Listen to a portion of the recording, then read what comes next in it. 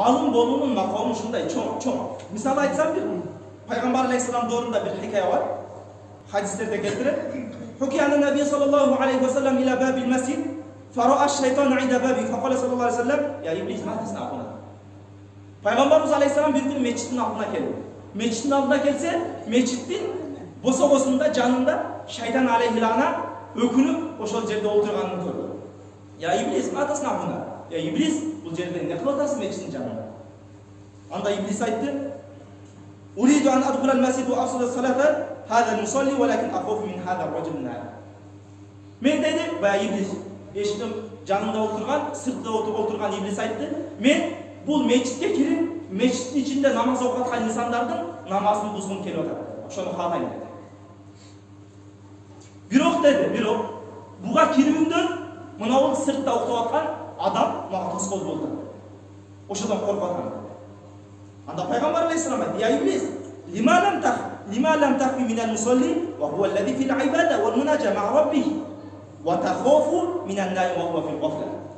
Iblis, sen кандай бул мечиттин ичиндеги адам Кудай менен баарлашып атса, Кудайга жалбарып ибадатта болсо, ал мечиттин ичинде ибадаттагы инсандан коркпойсуң дагы, сырттагы адам гафлетте уктап атса, ал сыртта уктап аткан адамдан коркосуң. Бул кандай көрүнүш? Бул кандай мантык деди.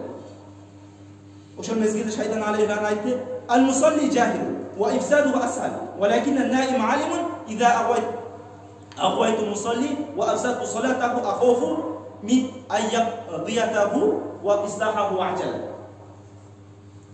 Iblis алейхи айтты ошол мезгилде: "Тура" деди. Ичкеридеги намаз окуп аткандар алар намаз окуп атышат деди. Алар Аллах менен баарлашууда тура деди. Бирок мен корккон нерсем ушул: ичкеридеги инсан, намаз окуп аткан инсандар алар жахил, илимсиздер. Бирок сыртында окутуп аткан адам ал илимдүү, ал илими бар алым инсан.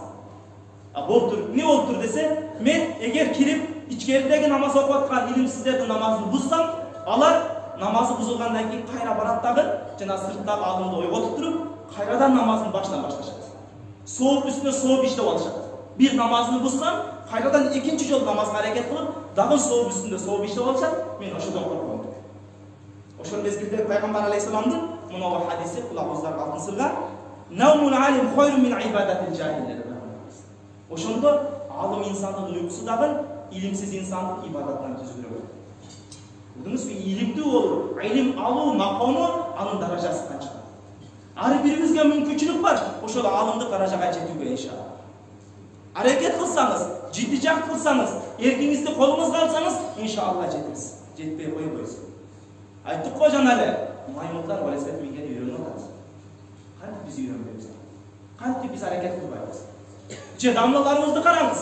Сизден ашыкча эмнеси бар экен? Кулагы 3 табы, же көзү 3 табы? Же башы 2 табы кандай?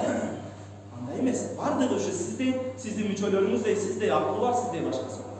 Сизде дагы ошол мүмкүнчүлүк бар. Иншалла аракет кылсаңыз, окусаңыз, жиддижак кылсаңыз иншалла жетебиз.